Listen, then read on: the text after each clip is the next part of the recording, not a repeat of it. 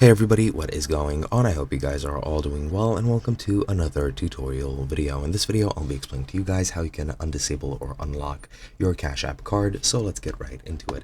Now, as you can see, I'm on the Cash App Help Center for locking your card. However, the same process is used for unlocking your card as well. You pretty much do that in the same place, and the thing is, I don't have Cash App in my region, so I have to use this. I hope you guys don't mind, and I hope you guys can forgive me, but it's a very easy and simple process, so let's get right into it. Now, if you've locked your card because either you lost it or you think someone might have stolen it, it's very easily rectified, and you can do that through the Cash App itself. So let me go over the steps really quickly. Now, you can do this on the app or on the internet as well.